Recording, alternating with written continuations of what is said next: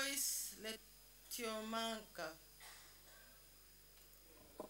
Thank you so much, Madam Speaker, for giving me this opportunity. I want to support the speech of the President. He did a very commendable job by coming here last Thursday and giving us a very comprehensive speech. I want to thank him for the issue of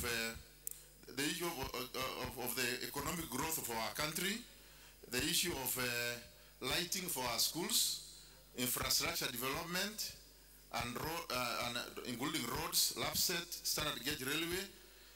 Madam Speaker, I want to thank him also for the issue of cash transfers for the elderly, for the disabled, for the orphans, and others. Madam Speaker, I want to talk now about the issue of corruption. I think this is a very commendable job. It's a bold action. It's not easy. Most of us did not know what ICC was doing in terms of who appears in those lists. It is an opaque organization. But coming here, the President took a very bold step. And actually, corruption can only be fought through a political will. The highest officer of the land can do a lot of good if you want to fight corruption. And if the President has come here and actually boldly took the names and given us the names, it becomes public. It's not easy now for those people who have been mentioned to go back and maneuver their ways. It is now the public. They're actually now in the eyes of the public that corruption must be fought. And I think even in page 18 of his speech, he has said now that the prosecution will continue. So as a house, as parliament, we must support that due diligence be done, prosecution must go on, investigation must go on, because there is no turning back. I remember in Hong Kong in the 90s, the way the corruption was fought there is to fry the big fish, to start from the top. And I think that is what the President has done. Coming to our local situation, Madam Speaker, I am perturbed by what is going on in my county, especially on the issue of security, because the President did not actually talk so much about security. But Madam Speaker, for the last 2 weeks, Kenyans in that part of the world, Samburu North, have not known peace. For the last 2 weeks, killings have been going on.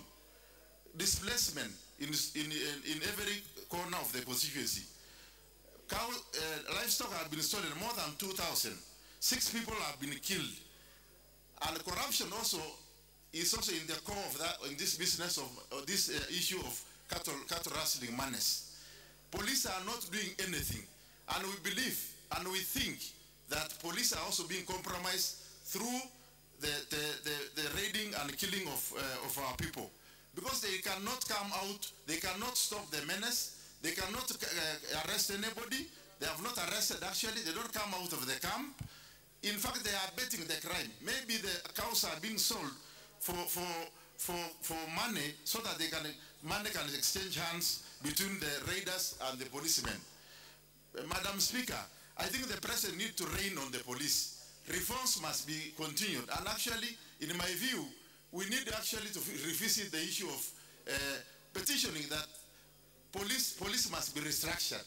They must, in my view, they should even be disbanded, because I have 480 policemen in Baragoi, but none of them can come out. No command.